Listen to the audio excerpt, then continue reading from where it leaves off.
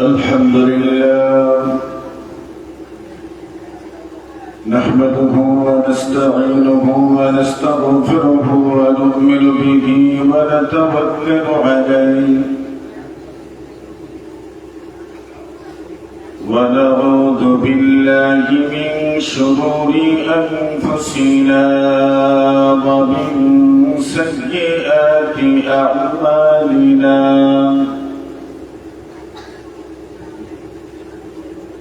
من يهده الله فلا مضل له ومن يضلله فلا هادي له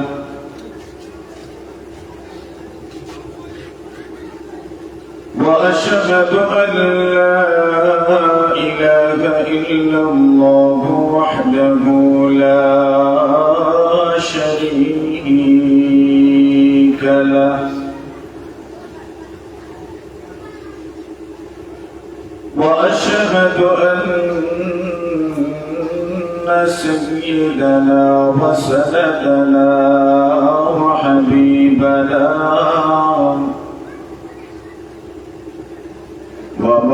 ومولانا محمدا عبده ورسوله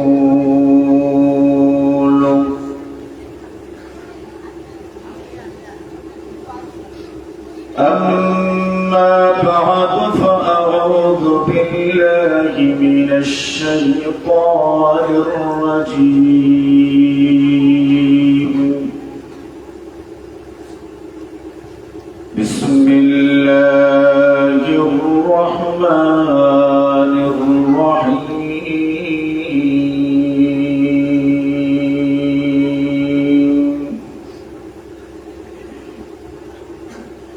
أولم يروا أنا نأتي الأرض ننقصها من أطرافها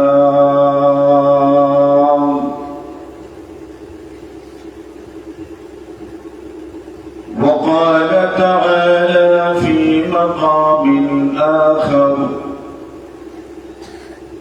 فاسألوا أهل الذكر إن كنتم لا تعلمون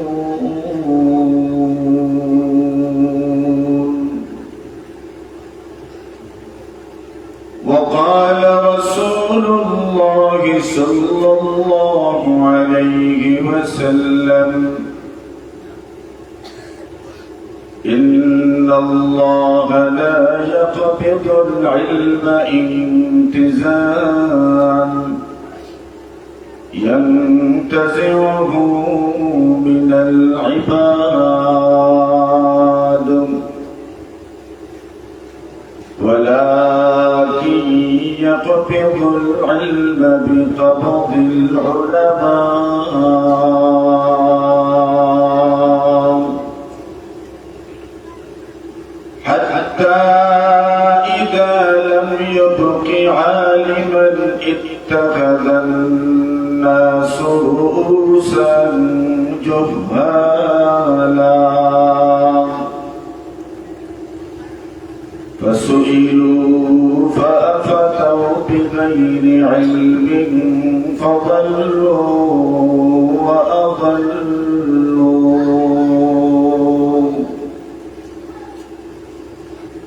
وقال عليه الصلاة والسلام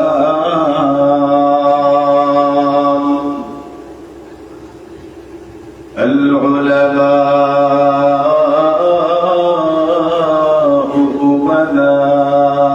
أمناء الله على خلقه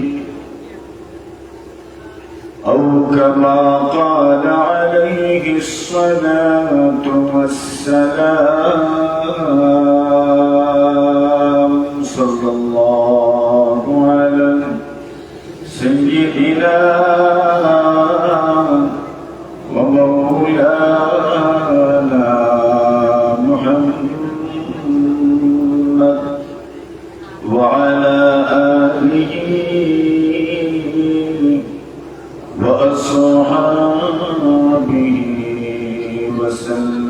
صلى الله على سيدنا ومولانا محمد وعلى آله وأصحابه وسلم.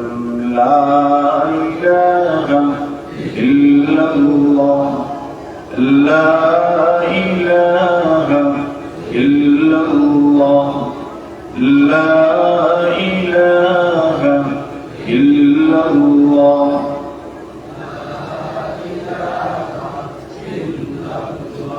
मोमिन जो फिदा नक्श कफे पाए नबी हो,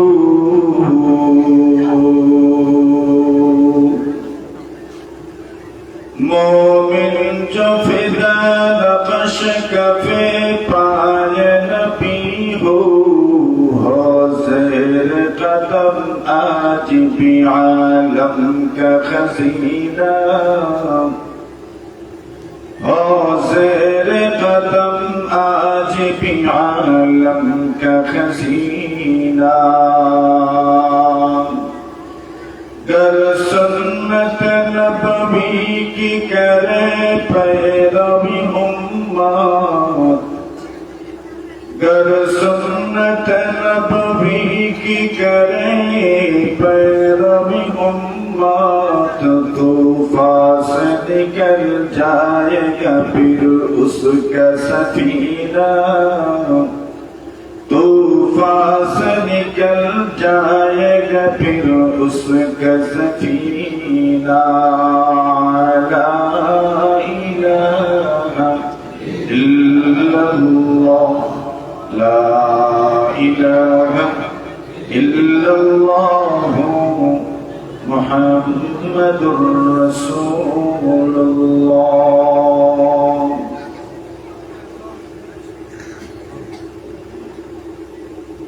আমাদের সকলের অত্যন্ত শ্রদ্ধাভাজন হযরত মাওলানা শাইখ হুসাইন আহমদ সাহেব নাসিরপুরি হুজুর রাহিমাহুল্লাহ তাআলা এবং এলাকার প্রত্যেকান্তের ইসরায়েলের সওয়াব উপলক্ষে আজকের এই আলোচনা মাহফিল ও দোয়া এই মোবারক আয়োজনের নিহায়াত কাবিল ইহতিরাম জনাবে সদরে জলসা আদওয়া বড়কাপন ইমদাদুল উলুম মাদ্রাসার সম্মানিত মুহতামিম সাহেব হাফিজাহুল্লাহ, উপস্থিত আজকের এই নুরানি মজমুয়া অত্যন্ত গুরুত্বপূর্ণ অতিথি, আমাদের মুরব্বী জামিয়া মুহাম্মাদিয়া বিশ্বনাথের স্বনামধন্য মুহতামিম মাশায়েখুল হাদিস হযরত মাওলানা নুরুল হক সাহেব হাফিজাহুল্লাহ, উপস্থিত এলাকার মুরব্বিয়ান, উলামায়ে কেরাম, যুবক ভাইরা, পর্দার আড়ালে অবস্থানরত অত্যন্ত শ্রদ্ধেয়া সম্মানিত মা ও বোনেরা, আমার মতো একজন অধম আজকের এই মাহফিলে দাওয়াত করা, দাওয়াত দেয়া, এটা আমার জন্য অত্যন্ত গৌরবের। আমার জীবদ্দশায় হযরতের সাথে আমার সাক্ষাৎ হয়েছে কিনা তা আমার জানা নাই, তবে যদি হতো আর আমার মনে থাকতো তাহলে সেটা আমার জন্য অত্যন্ত গৌরবের হতো। আমরা যে লাইনে থাকি এই লাইন আমাদেরকে এটাই শিখায়, বুজুর্গদের সাথে মোলাকাত এবং বুজুর্গদের সাথে সাক্ষাৎ, তাদের দোয়া নেন। কেন ওনারা, আমরা যেভাবে আলেম দেখি, একজন আলেম এতটুকু মনে করি আমরা তো বাস্তবতা হলো এরা হচ্ছে এই শূন্য আসমানের কুঠি।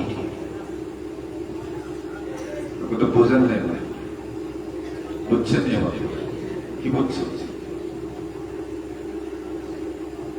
ওনারা আসমানের কি বলেন কুঠি। আমাদের এই যে একটা বেলকনি বলি অথবা বাহিরের ছাদ বলি, এটাই বলি, ওইটাও ঠিকই আছে দুইটা কুঠির মাধ্যমে নাকি? আসমান কি এমনিতেই ঠিকই আছে না কুঠি আছে? কি মনে করেন আমাদের মানসিক যে দৃষ্টিভঙ্গি, ওই দৃষ্টিভঙ্গিতে তো বোঝা যায় একটা মসজিদ যদি কুটিবিহীন টিকানো যায় না, একটা ঘর কুটি ছাড়া টিকানো যায় না, কার করে বেসমেন্ট কতটুকু শক্ত, এটা নিয়ে আমরা গবেষণা করি, ইঞ্জিনিয়াররা গবেষণা করে কি পরিমাণ রড দিতে হবে, কত সুদি রড দিতে হবে, এখানে কত তালা হতে পারে, এরকম গবেষণা চলছে। তো আসমান ঠিকই আছে, এই আসমানেরও কিছু খুঁটি আছে, আর সে সকল খুঁটির নাম হচ্ছে ওই সকল হক্কানি রব্বানি উলামায়ে কেরাম। ইয়া রব তেরে ওয়াশাক সে গো মেরি মুলাকাত, ইয়া রব তেরে ওয়াশাক সে গো मेरी मुलाकात, काइम है जिनके फैज़ से ये अर्ज़ समावात, काइम है जिनके फैज़ से ये अर्ज़ समावात। দেখতে তো মনে হয় এরকমই, আমার মতো মনে হয়, কিন্তু এদের লেবাসের ভিতরে এদের যে আধ্যাত্মিকতা, রবের সাথে এদের যে কানেকশন, রবের সাথে ওনাদের যে গভীর সম্পর্ক, এই সম্পর্ক শুধু শুধু আমরা যেভাবে মনে করি এরকম নয়, বরং ওনাদের এই সম্পর্কটা হলো আসমানকে টিকিয়ে রাখার সম্পর্ক। সুবহানাল্লাহ। আমার কথা বুঝলেনই সব বলা হলো? হ্যাঁ, আমার ব্যাধি সেটা নেই, অন্য ব্যাধি সেটা নেই। থাকুন যে আমার লোকে, আসুন যে আপনারা হাত তুলেন দেখি কারা আছে। আল্লাহ কবুল করুন। না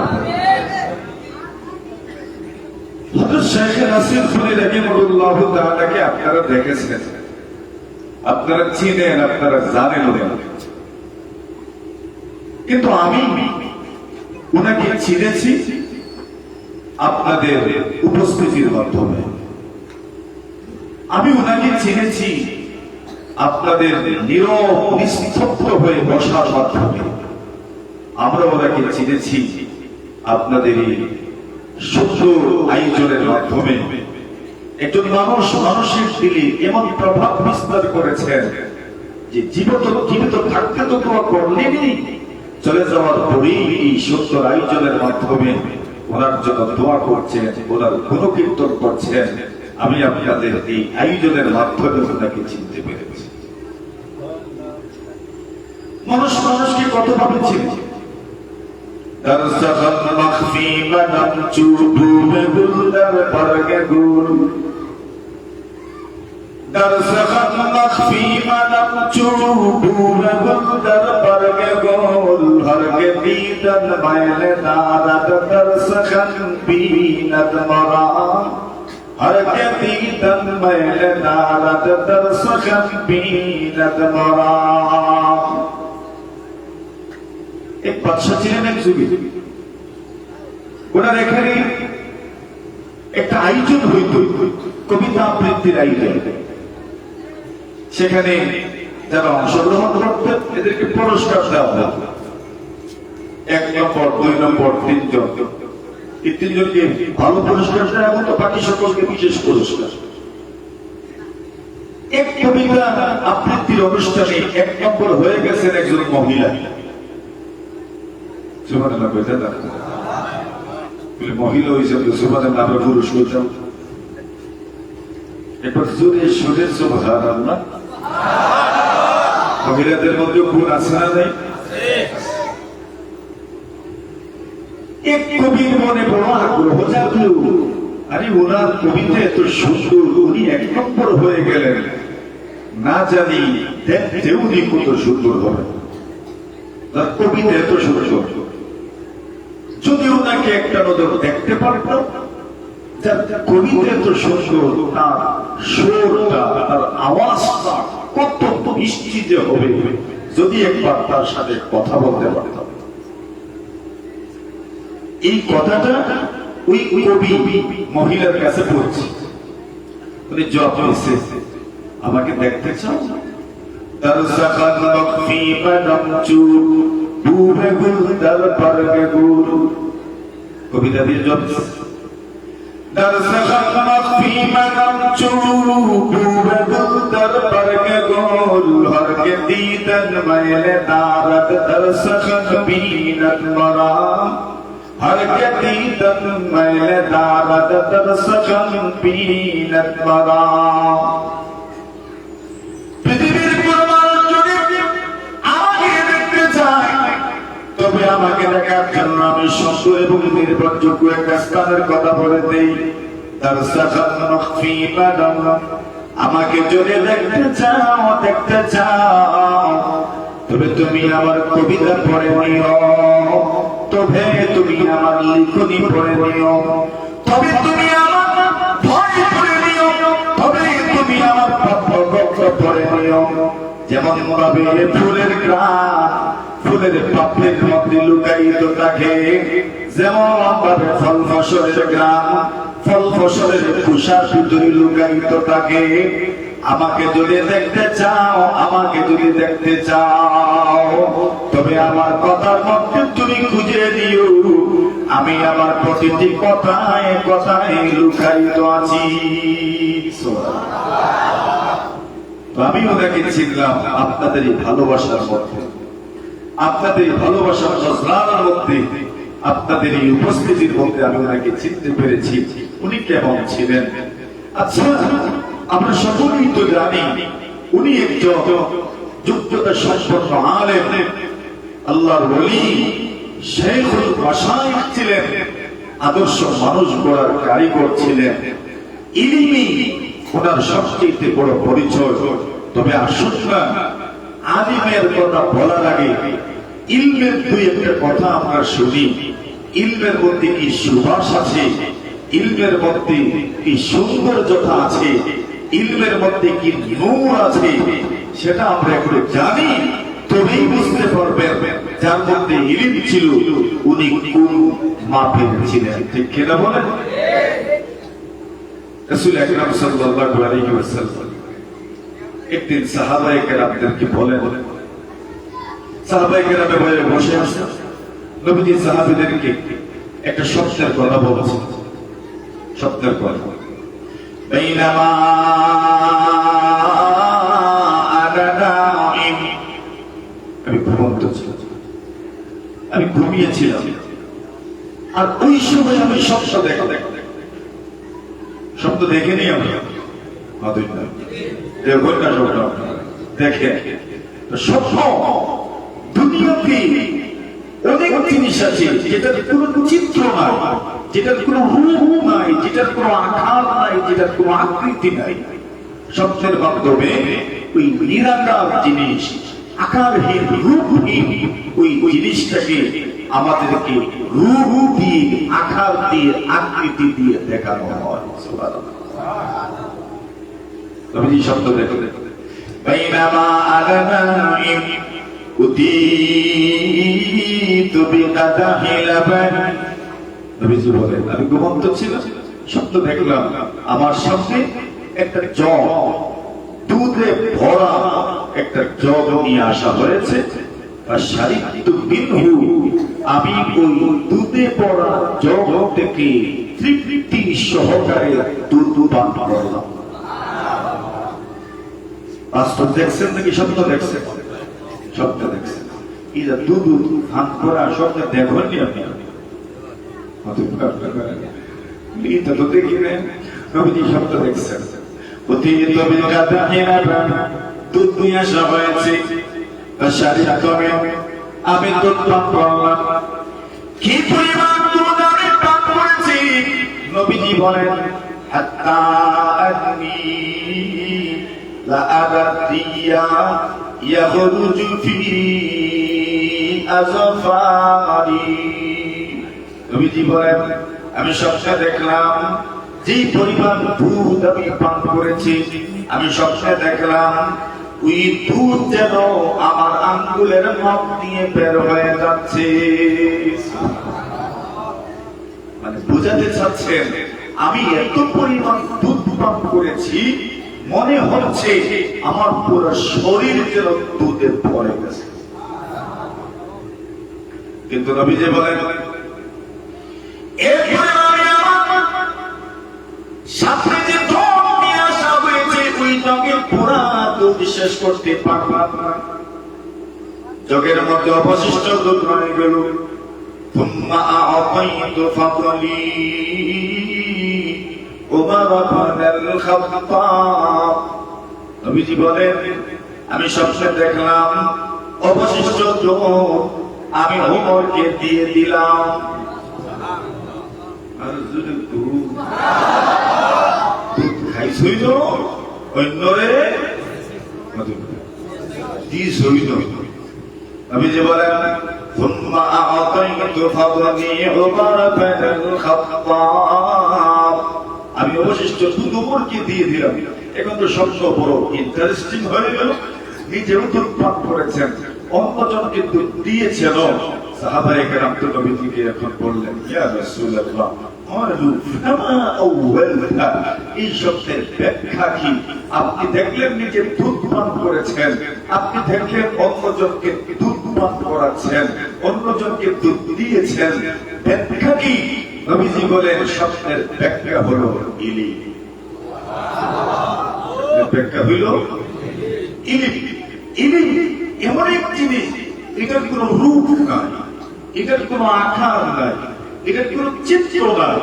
এই নিরাকার রূপহীন আকারহীন ওই জিনিসটাকে আল্লাহ স্বপ্নের মাধ্যমে চিত্র জগতে ওটার আকার দেখিয়েছেন, যে আমাকে আপনাকে যে ইলম দেওয়া হয় এই ইলমের রূপ হইল দুধ। ইলমের রূপ দুধ।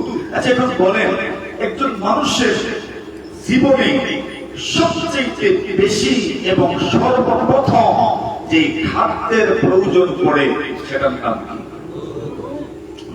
সেটার নাম, একটা সন্তান যখন জন্মগ্রহণ করে, জন্মগ্রহণের পরে প্রথম এই দরকার কি?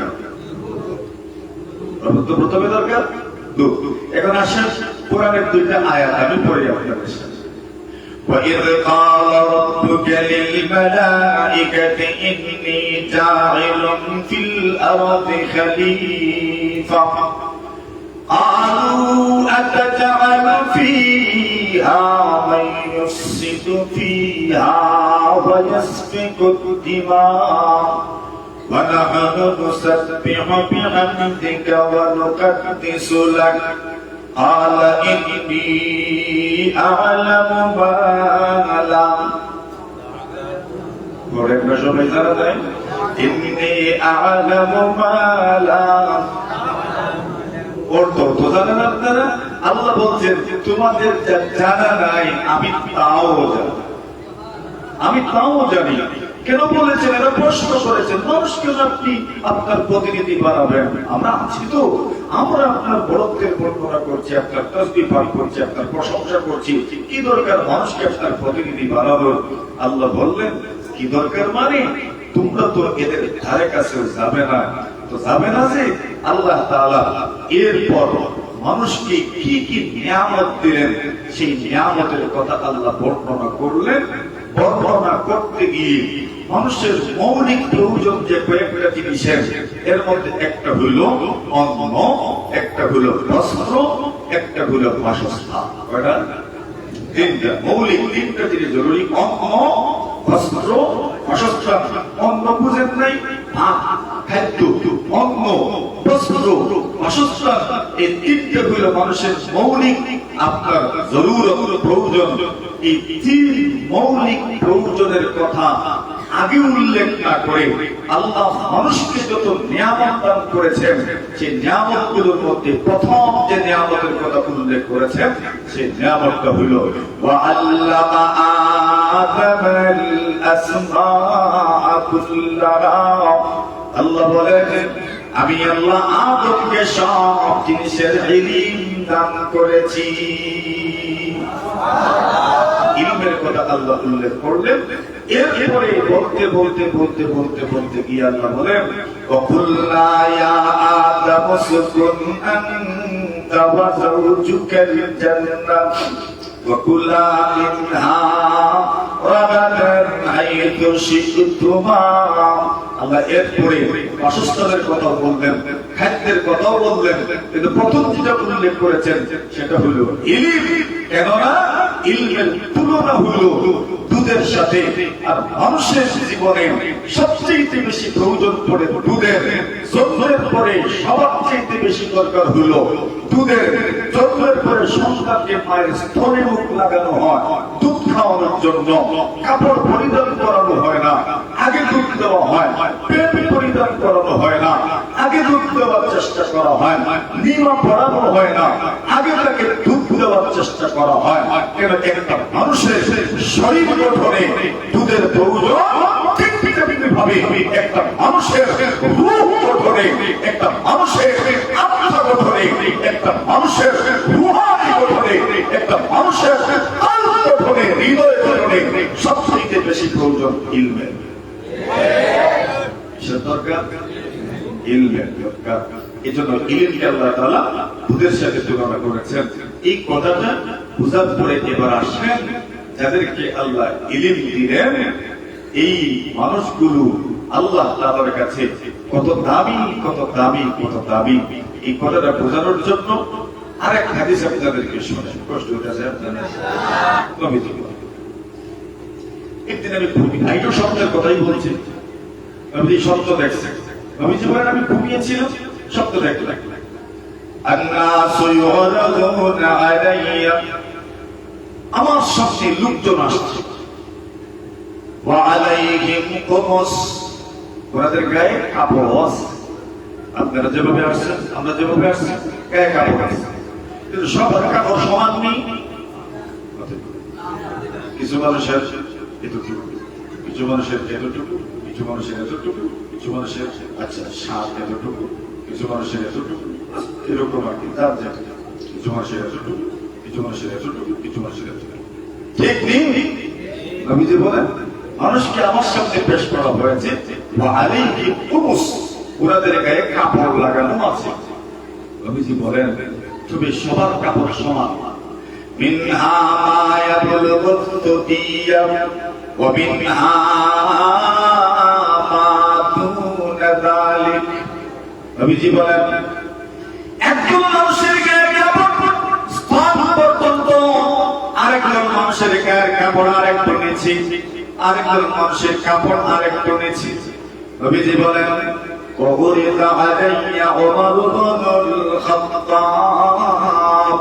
নবীজি বলেন আমি স্বপ্নে দেখলাম উমরকে আমার সামনে পেশ করা হয়েছে।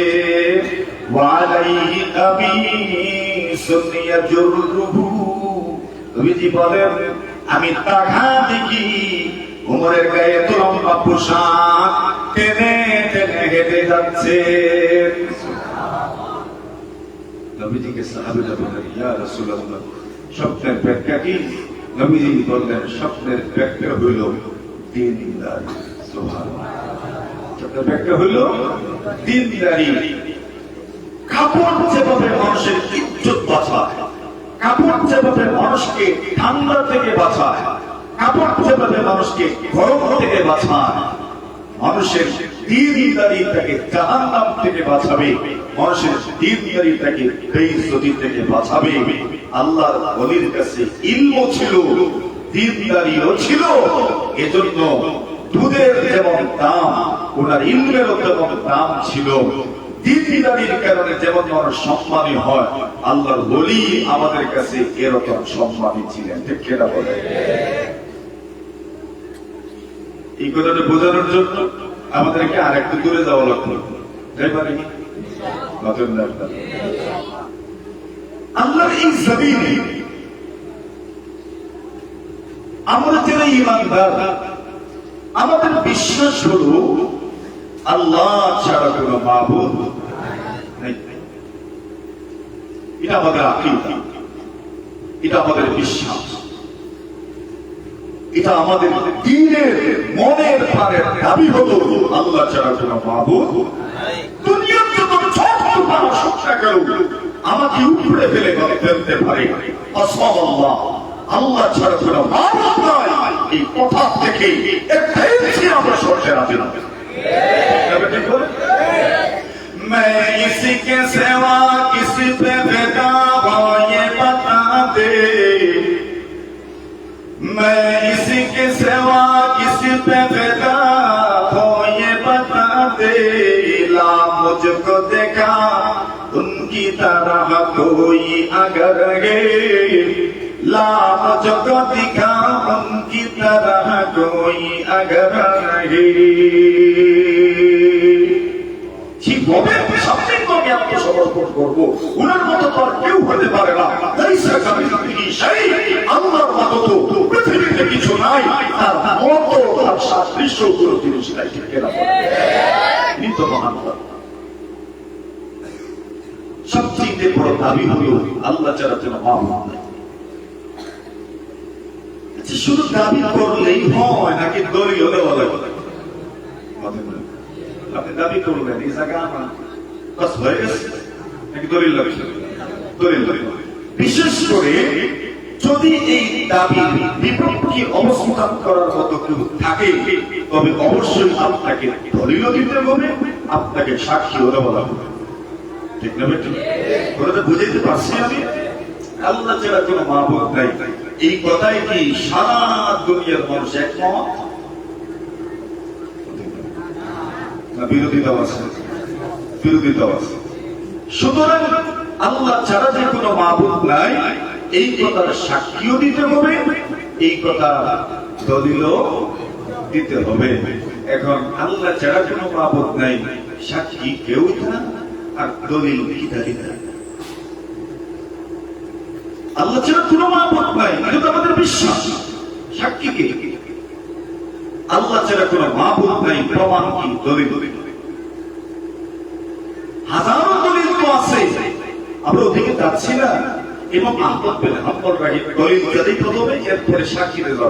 এবং আহমদ বিন হাম্বল রাব্বাহুল্লাহু মারকাদা রাহিমাহুল্লাহু তাআলা রাহমাতান ওয়াসিআ নাম তো শুনেছেন।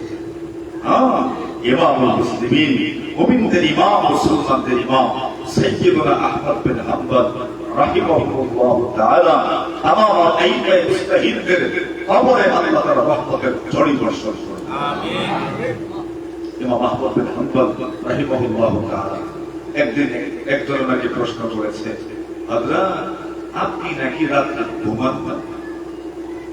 উনি বলছেন রাতে ঘুমাই না যে এটা মোটামুটি ঠিক আছে, সব রাত সজাগ থাকি, এমন মাঝে মাঝে এমন রাত হয় যে রাতে ঘুমাই না। আচ্ছা, এখন প্রশ্ন তো যাবে কেন ঘুমান না? উনি বললেন দেখো, আচ্ছা উনি কি বলছেন ওটা বোঝানোর জন্য আপনাদেরকে বলি।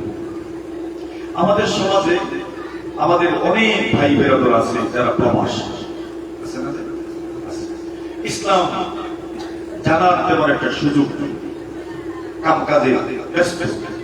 আমরা যারা এলাকায় আছি আমরা অনেকে ব্যবসা বাণিজ্য নিয়ে বসি, অনেকে কৃষি নিয়ে বসি, ইসলামকে জানার মতো তেমন একটা সুযোগ হয়ে ওঠে না।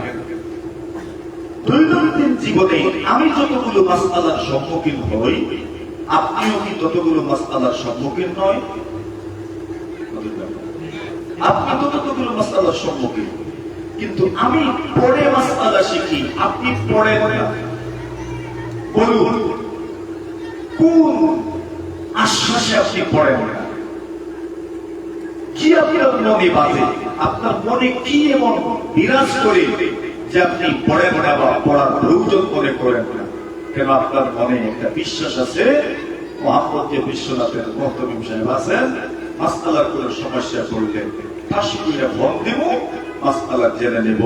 আপনার মনে আছে আরে আল্লাহ বরকতের মুহতামিম সাহেব আছেন, মসজিদের ইমাম সাহেব আছেন, ফতোয়া আমার পড়া লাগবে না, ফতোয়ার প্রয়োজন পড়লে ঠাস করে ভোট দিব।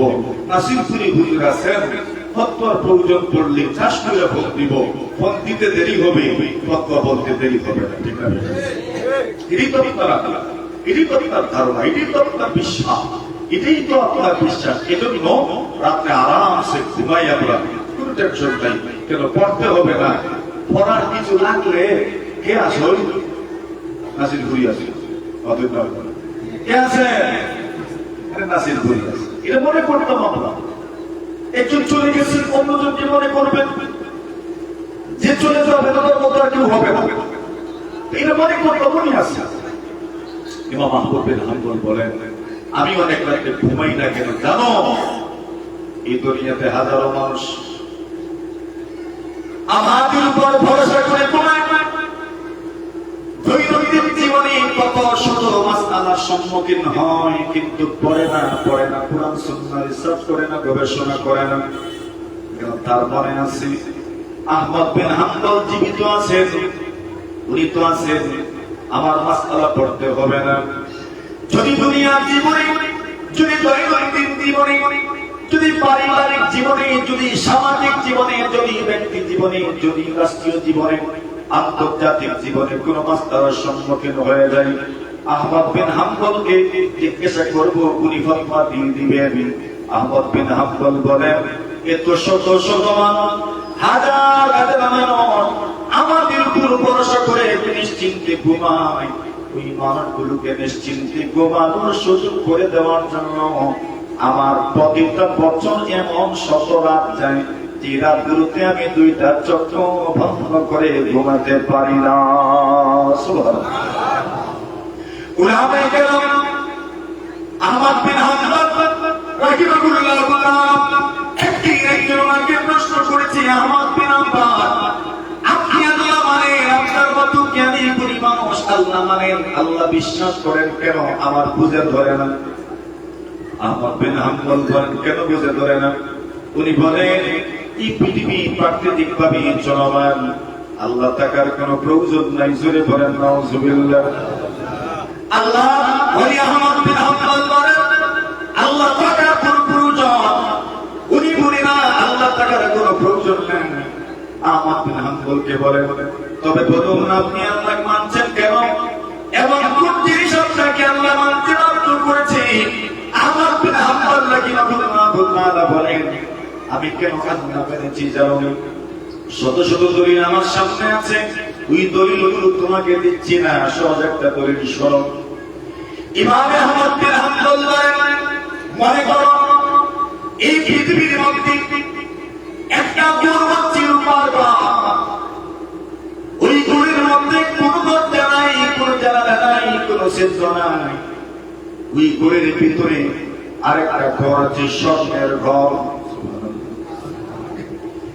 রূপার গরুর কোন দিকে জানালা নাই, কোন দিকে দরজা নাই, একটা ছিদ্র নাই।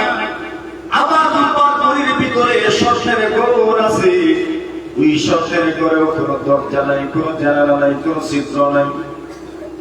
আহমদ বিন হাম্বল রাহিমাহুল্লাহ তাআলা বলেন, ওই ঘরটা বানানোর পরে কিছুদিন যেতে না যেতেই দেখা যায় ওই স্বর্ণের ঘরের ভিতর থেকে একটা প্রাণী বের হয়। আবার ওই ঘর থেকে প্রাণীটা বের হওয়ার পরে রূপার ঘরটা ভেঙে, রূপার ঘরটা ভেঙে একটা প্রাণী পৃথিবীর আলো দেখে পৃথিবীর বাতাস পায়। আহমদ বিন হাম্বল বলেন, যে রূপার ঘরের বাহিরে কোনো দরজা নাই, কোনো জানালা নাই, কোনো ছিদ্র নাই, সেই ঘরটার ভিতরে স্বর্ণের ঘরের ভিতরে যে ঘরের বাহিরে কোনো দরজা নাই, জানালা নাই, কোনো ছিদ্র নাই, ওই ঘরের ভিতরে প্রাণীটাকে ঢুকাইল। ওই প্রাণীটা স্বর্ণের ঘর ভাঙবে, রূপার ঘর ভাঙবে। ওই প্রাণীটা আলো দেখে বাতাস দেখে বলো না, এমন বিজ্ঞানী কি দুনিয়ার কোন বিজ্ঞানী তো পারবে না। এবার লোকজন বলে, আহমদ বিন হাম্বল আচ্ছা মানলাম আল্লাহ তাআলা এমন কোন বিজ্ঞানী উনি তা করেছেন কিন্তু আপনি বলেন এই পৃথিবীর মধ্যে স্বর্ণের পরিবার কোথায়, রূপার পরিবার কোথায়? রূপার গড় তো নাই, স্বর্ণের গড় তো নাই, রূপার গড় নাই, স্বর্ণের গড় নাই।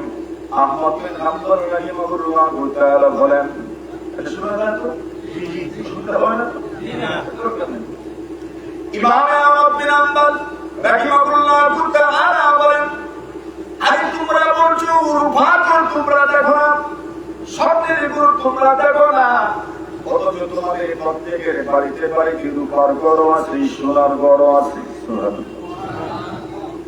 বলেন না, সবার ঘরের কথা যদি বলে, আল্লাহ বরকাপনের মানুষের ঘরেও তো সোনা এবং রূপার ঘর থাকার কথা, অথচ আমাদের বাড়িতে সোনা রূপার ঘর তো নাই। সোনার অভাবে কত যুবকে বিয়ে করতে পারে না। যেই পরিমাণ দাম স্বর্ণের, আর মুরব্বীরা বিয়ের মধ্যে স্বর্ণকে জরুরি করে দিয়েছেন, কত যুবক বিয়ের সাহসই করে না। কেন? বিয়ে করতে গেলেই তো কত স্বর্ণ দিতে হবে, কোথার থেকে দিব? 2.5 লাখ টাকা স্বর্ণের ঘড়ি সাজায় আনবেন কেমনে? ওই অলংকার খরচ করা লাগে। আহমদ বিন হাম্বল রাহিমাহুল্লাহ তাআলা বলেন, আরে প্রত্যেক মানুষেরই ঘরে স্বর্ণের ঘর আছে, রূপার ঘর আছে, নাই পাইতো না আমরা খুঁজে।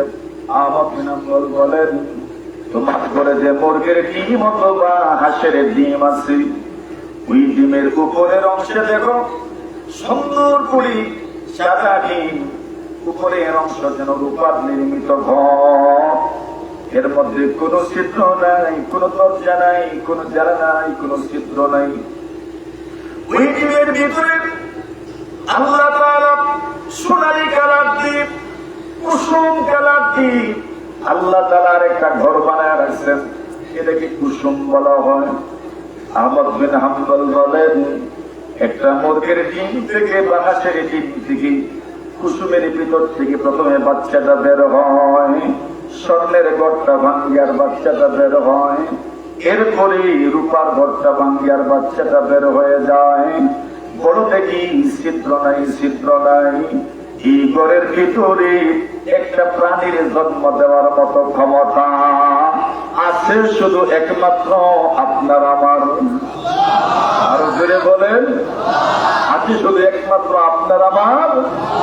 সারে আলম কে লিয়ে জু পালনে वाला खुदा, सारे आलम के लिए जो पालने वाला खुदा, सब तुम्हारे वास्ते है जुमलत हमीद और सना, सब तुम्हारे वास्ते है जुमलत हमीद और सना।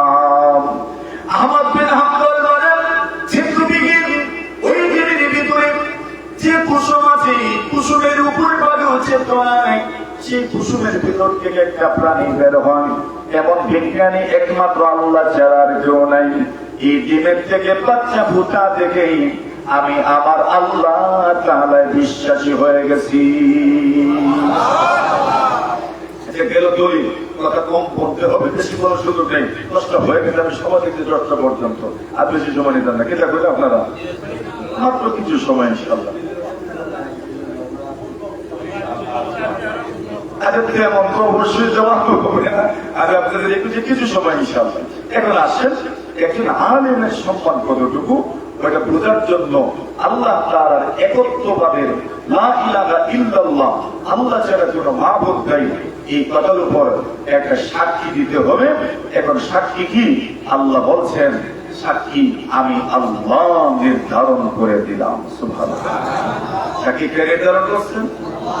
দিলে বলে আল্লাহ বলেন, শাহিদাল্লাহ আন্নাহু লা ইলাহা ইল্লাহু ওয়াল মালাইকাতু ওয়া উলুল ইলমি কাইমান বিল কিসত। আল্লাহ বলেন, এই পৃথিবীর আল্লাহ ছাড়া কোনো মাবুদ নাই, এই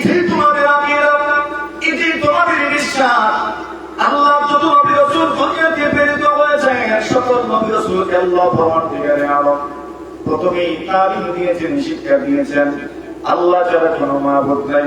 ফাআলাম আন্নাহু লা ইলাহা ইল্লা হু, মনে রাখো, জেনে রাখো, আল্লাহ ছাড়া কোনো মাবুদ নাই। এটাই আমাদের আকীদা, এটাই আমাদের বিশ্বাস।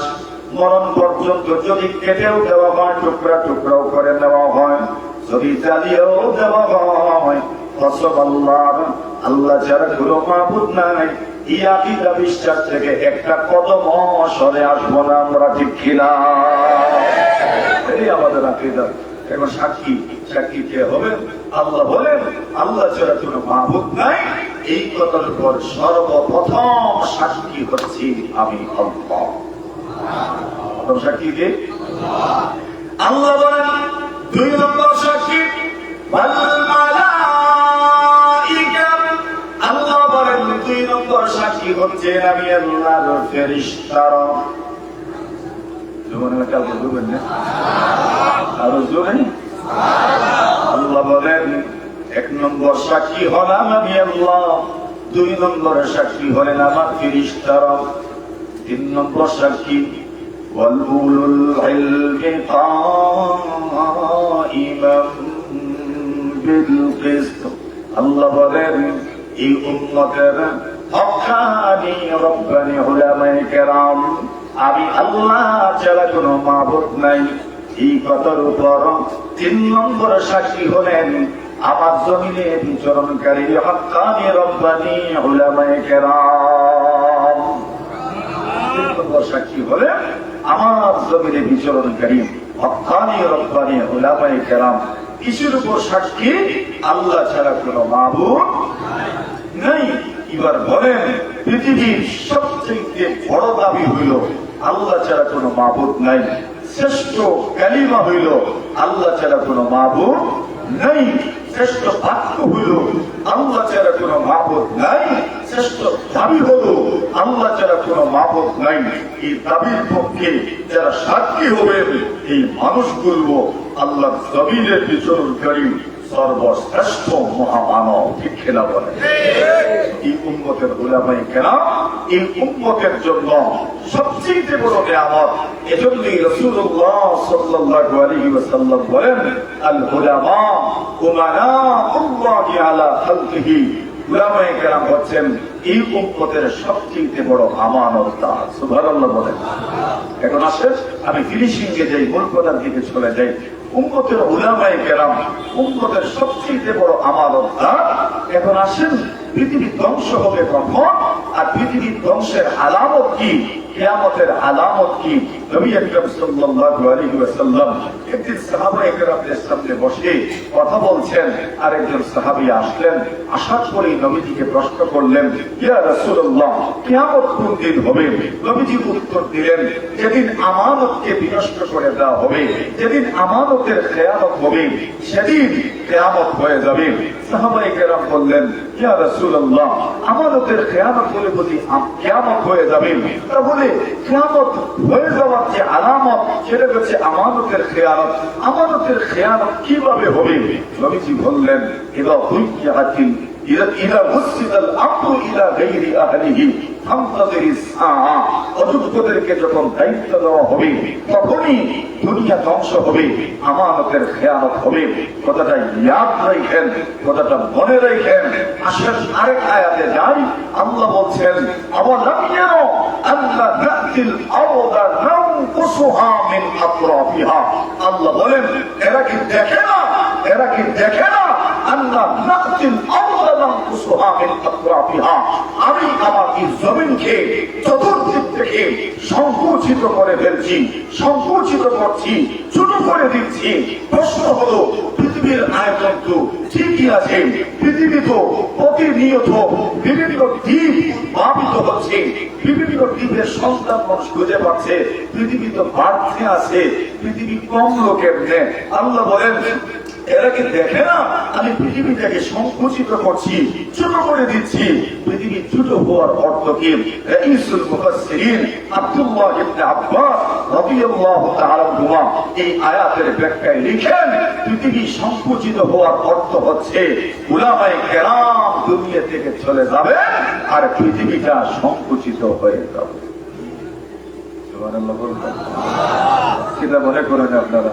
আপনাদের আমাদের জানাশোনার মধ্যে নাসিরুদ্দৌলি হুজুর রহমতুল্লাহ আলাইহি সহ এই পর্যন্ত কত শত উলামায়ে কেরামের মৃত্যু সংবাদ আমরা পেয়েছি, যারা এক একজন দুনিয়া থেকে চলে যাওয়ার অর্থ হচ্ছে ইলমের এক একটা বড় পাহাড় নিয়ে এরা কবরস্থ হয়ে গেছেন। কথা বলেন ঠিক কিনা? এক একজন দুনিয়া থেকে চলে গেছেন, ফলশ্রুতিতে দুনিয়া সংকুচিত হচ্ছে। এখন দুনিয়া সংকুচিত হচ্ছে, আমানতের খেয়ানত কেমনে হলো? নবীজির আরেক হাদিস আমি আপনাদের সামনে পাঠ করেছিলাম। রাসূল আকরাম সাল্লাল্লাহু আলাইহি ওয়াসাল্লাম বলেন, ইলম অর্জন করো, কেন ইলম একদিন দুনিয়াতে থাকবে না। ইলমের সময় নিজে যাবে, দুনিয়াতে ইলম থাকবে না। এজন্য ইলম অর্জন করো। উলামায়ে কেরাম থাকতে থাকতে থাকতে থাকতে ইলম অর্জন করো। ওনারা যখন চলে যাবেন ইলম অর্জন করার আর সুযোগ পাবেন না, কেন যার কাছে যাবেন তার কাছে ইলম নাই। নবীজি বলেন, ইলম দুনিয়া থেকে কিভাবে উঠিয়ে নেওয়া হবে? দুনিয়ার সর্বশ্রেষ্ঠ সম্পদ হচ্ছে ইলম। ওয়ানিল হাসান মুরসালাম এবং কুতুবী রাহিমাহুল্লাহু তাআলা এক জায়গায় উল্লেখ করেন, হাসান বসরি রাহিমাহুল্লাহু তাআলা থেকে এক হাদিস বর্ণিত, উনি মুরসালাত রিওয়ায়াত করেছেন নবী আকরাম সাল্লাল্লাহু আলাইহি ওয়াসাল্লাম থেকে। নবীজি বলছেন, আল্লাহ তাআলার পয়গম্বর হযরত সুলাইমান আলাইহিস সালাতু ওয়াস সালাম, নাম শুনছি না আমরা? একজন নবী ছিলেন না বাদশাহ ছিলেন? বাদশাহ ছিলেন, নবীও ছিলেন, বাদশাহ ছিলেন। সেই সুলাইমান আলাইহিস সালাতু ওয়াস সালামকে আল্লাহ তাআলা তিন জিনিসের অফার দিয়েছিলেন। তিনটার মধ্য থেকে একটা গ্রহণ করবেন এমন একটা অফার আল্লাহ দিয়েছেন। তিনটা জিনিসের একটা হইল ইমান মান। আল্লাহ বলছেন, সুলাইমান, আমি তোমার সামনে সম্পদের পাহাড় রাখলাম, চাইলে তুমি এটাকে গ্রহণ করতে পারো। ও ইমান মুলক, বাদশাহী রাখলাম, চাইলে তুমি রাজত্বকে গ্রহণ করতে পারো। ও ইমান ইলম, ইলম রাখলাম, চাইলে তুমি এই ইলমটাকে গ্রহণ করতে পারো। তিনটা রাখছেন, একটা হইল বাদশাহী, আরেকটা হইল সম্পদ, আরেকটা হইল ইলম। কোন চাই আপনারা? আমরা কোনটা রাখবো বেশি? আমরা দুই মাত্র না কিটা রাখবো বেশি? সম্পদ। আর যদি বাস্তবেই কেউ বলে থাকেন ইলমের প্রতি আগ্রহ বেশি, তবে মনে রাখেন আপনার দিল এটা দিল নয়, যেন আপনি রবের সাথে কানেক্টেড হয়ে আছেন। এমন মানুষ ছাড়া কেউ ইলমকে বাছাই করতে পারে এই জমানা। সুলাইমান আলাইহিস সালাতু ওয়াস সালাম বলেন, রব্বুল আলামিন, আপনি একদিকে আমার সামনে ইলম রেখেছেন, আরেকদিকে আপনি আমার সামনে মাল রেখেছেন, সম্পদ রেখেছেন, আরেকদিকে আপনি আমার সামনে বাদশাহী রেখেছেন। আয় আল্লাহ, মন তো কোন দিকে আগায়? দুনিয়াতে চলতে করে মারের কোন প্রয়োজন, পৃথিবীর মধ্যে প্রভাবশালী হয়ে চলতে করে রাজত্বের কোন বিকল্প নাই। জান্নাতি গরম, তার বাগিনী আছে, প্রভাব প্রতিপত্তি তার বেশি, ঠিক না বেশি? তার সম্পদ আছে, তার ইজ্জত দুনিয়াতে বেশি। এই দুনিয়াতে চলতে গেলে দরকার হইল মাল। যদি দুনিয়াতে চলতে যাই, প্রভাব প্রতিপত্তির সাথে যদি চলতে চাই, বাদশাহীও দরকার। জানেননি জানেননি, দুনিয়াতে মানুষ বাদশাহী করে দুনিয়ার মানুষের বাহ্যিক জিনিসের উপর, আর উলামায়ে কেরাম নাসির পুরি বাদশাহী করেন আপনার আমার দিলের উপর, ঠিক কিনা? আপনার আমার দিলে উনাদের বাদশাহী। इस खंजर तस्लीम से ये जान हबीबी, इस खंजर तस्लीम से ये जान हबीबी, हर लहज़ा शहादत के मज़े लूट रही, हर लहज़ा शहादत के मज़े लूट रही। যেই মানুষগুলো রবের সামনে আত্মসমর্পণ করে দেয়, ওই মানুষগুলো যেন সদা সর্বদা ঈমান এবং ইখলাসের ময়দানের মধ্যে বিচরণ করে, প্রতিটি মুহূর্তে মুহূর্তে যেন শাহাদাতের স্বাদ পায়, শাহাদাতের মজা তার অন্তরে লাগে। আল্লাহ পয়গম্বর সুলাইমান আলাইহিস সালাতু ওয়াস সালাম বলেন, আল্লাহ একদিকে আপনি আমার সামনে মাল রেখেছেন, আরেকদিকে বাদশাহী, আরেকদিকে আমি এবার আমি কোনটা কবুল করব? সুলাইমান নবী বলেন, আল্লাহ আপনার উপর ভরসা করে আমি ইলমকে বাছাই করে নিলাম। আল্লাহ বলেন তোমাকে পুরস্কার দেয়া দরকার। সুবহানাল্লাহ। আরে জোরে বলেন না, পুরস্কার দেয়া দরকার। পুরস্কার কি? তুমি যে সুন্দর জিনিসটাকে বাছাই করেছ এজন্য তোমার পুরস্কার হইল, বাকি দুইটা তোমাকে বোনাস হিসেবে দান করা হলো। ইলমকে কবুল করেছ, সাথে সাথে আমি তোমাকে সম্পদও দিলাম, সাথে সাথে বাদশাহীও দিলাম, বাকি দুইটা বোনাস হিসেবে আল্লাহ দান করেছেন। কিন্তু হুসনে ইখতিয়ার সুন্দর বাছাইয়ের কারণে আল্লাহ পুরস্কৃত করেছেন, আল্লাহ বাদশাহীও দিয়েছেন, মালও দিচ্ছেন। আল্লাহ তাআলা মালও দিলেন, বাদশাহীও দিলেন। ইলম কবুল করার কারণে নবীজি বলেন সেই ইলম আল্লাহ মানুষের সিনার মধ্যে রেখেছেন। কালাল ইলমু ফি সুদুরির রিজাল সুম্মান তাকালা মিনহু ইলা মিনহা ইলাল কুতুব ফাসারাত মাফাতিহুহু বিআইদির রিজাল। বাগদাদি লিখেন ইলম মানুষের সিনার মধ্যে ছিল, সিনার থেকে কাগজের মধ্যে এসেছে, বইয়ের মধ্যে এসেছে, কিন্তু ইলমের চাবি এখনো উলামায়ে কেরামদের হাতে রয়ে গেছে। সুবহানাল্লাহ। যারা উলামায়ে কেরামদের দ্বারস্থ হয়, শাস্ত্রে যায়, সংস্রবে যায়, এদের সাথে সম্পর্ক রাখে, এরাই সঠিক পথে পরিচালিত হতে পারে। ঠিক সেটা বলেন। এখন রাসূল বলেন কিন্তু এমন একটা সময় আসবে যেই সময় আল্লাহ ইলমকে উঠায় দিবেন, পৃথিবীর শ্রেষ্ঠ জিনিস আল্লাহ তাআলা উঠায় দিবেন। কিভাবে উঠায় দিবেন? নবীজি বলেন আল্লাহ মানুষের অন্তর থেকে ছিটিয়ে নিবেন না, অন্তরে আছে আল্লাহ তাআলা এইভাবে ধাক্কা দিয়ে নিয়ে নিবেন, এরকম না। ওয়ালাকিন ইয়াকবিদুল ইলমা বিকবদিল উলামা। উলামায়ে কেরাম দুনিয়া থেকে চলে যাবেন, এদের মৃত্যুর মাধ্যমে ইলম দুনিয়া থেকে চলে যাবে। ঠিক কিনা বলেন? এক নাসিরপুরি রহমাতুল্লাহ আলাইহি চলে গেছে, ইলমের বিশাল একটা সাগর তিনি সাথে করে নিয়ে গেছেন। ছাত্ররা যারা পড়েছেন ওনার কাছ থেকে ওনাদের মাধ্যমে জিন্দা থাকবে, কিন্তু উনি যা শিখেছেন তা নিয়েই তো কবরস্থ হয়ে গেলেন। নবীজি বলেন শেষ পরিণতিটা কেমন হবে? হাত্তা ইযা লাম ইউবকিহা ইমাম। এমন একটা পরিবেশ পরিস্থিতি সৃষ্টি হবে সত্যিকার অর্থে কোনো আলেম দুনিয়াতে থাকবেন না। পরিস্থিতি কেমন হবে? নবীজি বলছেন ইত্তাখাযান নাসু রুউসান জুহালা। মানুষ তখন মূর্খদেরকে মানুষ নেতা মানবে, মূর্খদেরকে মুফতি মানবে, ইউটিউবকে মুফতি মানবে। এমন একটা সময় আসবে মানুষ ভূগোলকে মুফতি মানবে। এমন একটা সময় আসবে মানুষ মূর্খদেরকে মুফতি মানবে। ফলাফল কি? সুইলু, এদেরকে প্রশ্ন করা হবে, জানা তো নাই, জানা নাই, ফতোয়া হইয়া দিব। এমন মানুষের সমাজে আছে না নাই? আছে। ফলাফল কি? অনিবার্য পরিণতি হলো অবাল্লু ও অবাল্লু।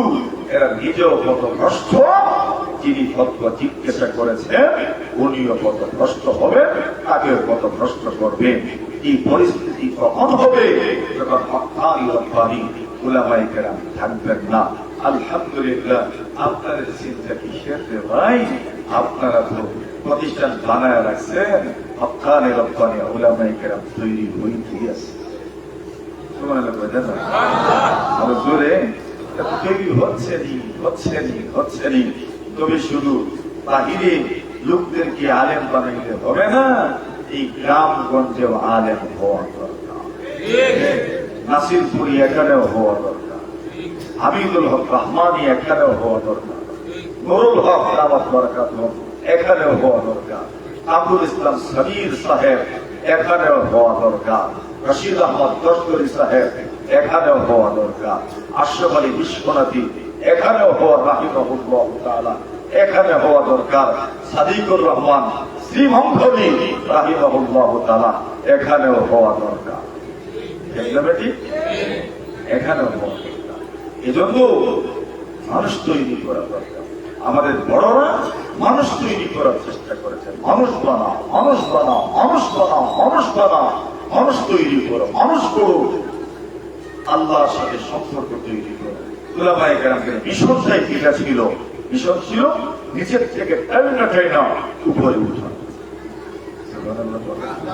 আমি বুঝাইতে পারি নাই মানে, আরে দুনিয়া, আমি দুনিয়াদার মানুষ, আপনাকে টাইনা নিচে নামো। আর নাসির রহমতুল্লাহ আলাইহির মতো মানুষ টাইনা আপনার উপরে উঠাবে, রবের সাথে সম্পর্ক করবে। ঠিক কিনা? এই জন্য বুজুর্গদের সাথে সম্পর্ক স্থাপন করা দরকার। আপনার তো ধর্ম, বুজুর্গদের সাথে আপনাদের সুসম্পর্ক ছিল। আমি কথা দীর্ঘায়িত করছি না। সবিশেষ আপনাদের কাছে আমার দরখাস্ত হলো, উলামায়ে কেরামদেরকে যেভাবে মহব্বত করে, উলামায়ে কেরামদেরকে যেভাবে ভালোবাসেন, সেটা চিরদিন আমাদের হৃদয়ে রাখছে, এটা বহমান থাকা দরকার। এর ফলে উলামায়ে কেরামের মহব্বতের ফলে আল্লাহ এলাকার মধ্যে বরকত দান করবেন ইনশাআল্লাহ। এর জন্য আপনাদের যে মাদ্রাসা আছে ইমদাদুল উলুম বরকাতুল আদওয়া মাদ্রাসা, এটার প্রতি গভীরভাবে আপনারা সম্পৃক্ত থাকবে। প্রবাসী যারা আছেন, যাদের উদ্যোগে আজকের এই সুন্দর আয়োজন আমরা শরীক হতে পেরেছি, দেশে যারা আছেন, আপনাদের অত্যন্ত মহব্বতে আমরা এখানে এসেছি। সবার জন্য দোয়া হবে। আমার ওই ভাই কি হুজুরের ভাতিজা বললো না, বললেন একটা মাদ্রাসার কথা, এই মাদ্রাসার সাথে আপনাদের একটা সম্পর্ক আছে, আরো বিভিন্ন প্রতিষ্ঠানের সাথে আপনাদের সম্পর্ক আছে। একটু আধটু সম্পর্ক থাকি অনেক জায়গায়, থাকবেই, এগুলো স্বাভাবিক। এক একজন উলামায়ে কেরাম, এক একজন মুরব্বী ইউরোপ আমেরিকা যারা থাকেন, প্রবাসে যারা থাকেন, কত প্রতিষ্ঠানের সাথে এরা জড়িত রাখে। সবগুলি আমাদের প্রতিষ্ঠান। তো আমাদের আদুয়া বড়খাবো, এরা আমাদের হাত, আমাদের সবার দিল, সবার দিল। এছাড়া হুজুরের মহব্বতে আমরা নাসিরপুরের এই প্রতিষ্ঠানের সাথে আমরা সুসম্পর্ক রাখবো ইনশাআল্লাহ। কথা আমি আর দীর্ঘায়িত করছি না। আমার হুজুরদের ব্যাপারে আমার মনের মধ্যে ভিতরে সবসময় একটা আকুতি থাকে, তাদের কাছে যাওয়া, দোয়া নেয়া। আমার ওনার জীবদ্দশায় তো শুধু ভুল না, ওনার রুহানিয়াত যেন আমরা পেয়ে যাই। হুজুরদের সাথে সম্পৃক্ত ছিলেন, শুনছি শেখ গৌরিয়া রহমতুল্লাহ আলাইহি খেদমত করেছে, ইমাম বাড়ি হুজুরের অনেকে মানে বড় বড় হুজুরদের সাথে সম্পৃক্ত ছিলেন। উলাইকা আবাই ফাজিলি বিমিসলিহিম, এরাই তো আমাদের বড়রা, দেখাইতে পারবেন এমন আর কি? ফাজিলি বিমিসলিহিম ইযা জামাআতনা ইয়া জামিলাল মাশাআবা। আমাদের বড়রা চলে যাচ্ছেন আস্তে আস্তে, আর মরতে মরতে বাস কাটতে কাটতে যেটা থাকে ওঠাও পুরা, আর মরতে মরতে মুরব্বী, দুনিয়াতে অনেক মুরব্বী আছে চলে গেছেন, এখন যারা আছেন এরাই মুরব্বী। অনেক ওলামায়ে কেরাম চলে গেছেন, ওদেরকে আর পাবেন না। দান দান দেখে আর বড়রা আছেন। হুজুর একজনের নাম বলতেন শামসুদ্দিন সাহেব, দাওয়াত পরে জীবিত আছেন উনি, আরো অনেকেই আছেন, হয়তো অনেক ওলামায়ে কেরাম আছেন। গভীর ওনাদের সাথে গভীর একটা সম্পর্ক রাখবেন। আমার ভাইজান আছেন, হযরত আছেন, আরো বুজুর্গানে দিন আছেন, সম্পর্ক জুড়ে রাখবেন ইনশাআল্লাহ। আমি কথা এখানেই শেষ করছি। ওয়া আখিরু দাওয়ানা আনিল হামদুলিল্লাহি রাব্বিল আলামিন।